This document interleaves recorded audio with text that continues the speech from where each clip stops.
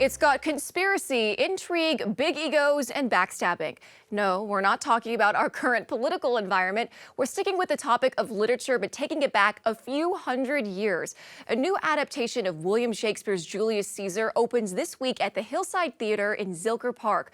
The show is presented by Austin Shakespeare, a local professional theater troupe. Joining us now are Babs George, who plays Cassius, and Ray Schultz, who plays Caesar. Thank you both for joining us. Thank you. And first, I want to point out there is an interesting twist in the casting for the show. Most of the conspirators are played by women. Cassius, yourself, Babs. Can you both talk about what that was like as actors to reinterpret this classic story in this way? I think it's been a challenge because of the nature of, for example, the assassination of Caesar, taking those knives and plunging them in over and over and over in dear Ray here. And all the other aspects of it, I think as women we have done. We have been soldiers, we have been senators, and continue to be, but that assassination has been the hardest thing for me to sort of take in as a woman.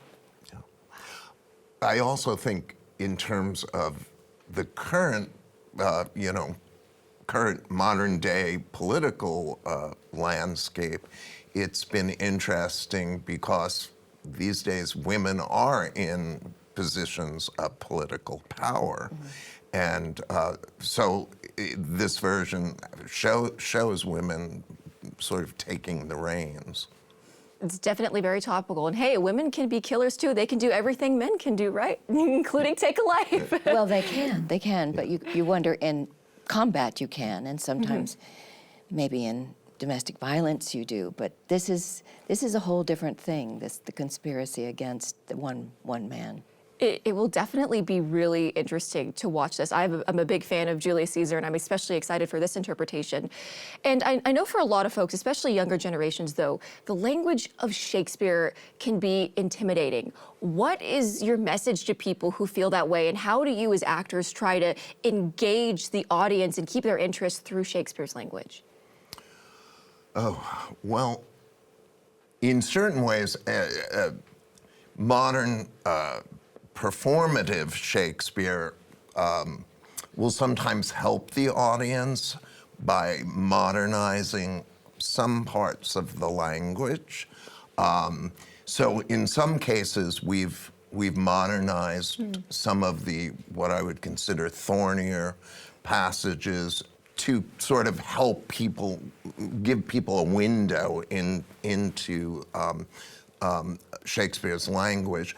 But I think the basic emotional situations, people can pick up on that pretty quickly and easily, I think. Yeah, and actually, in Shakespeare's day, he created 1,700 words, 1,200 of which we still use today. So his people didn't know every single thing that was coming out of the actors' mouths, but they could understand the story, they could feel the story, and it's our job as actors to make it clear, line by line, what is important for them to hear.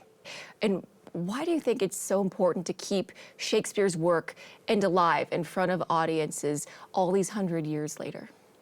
Well, I don't think it would still be alive if people didn't want to see it and people didn't want to do it. It's been translated into so many languages. I think the stories, many of the stories are universal, and they keep, the same situations keep happening over and over again.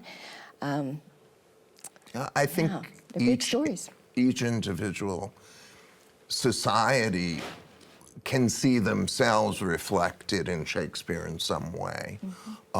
And performing it rather than just reading it creates a different, I think, dynamic. Absolutely.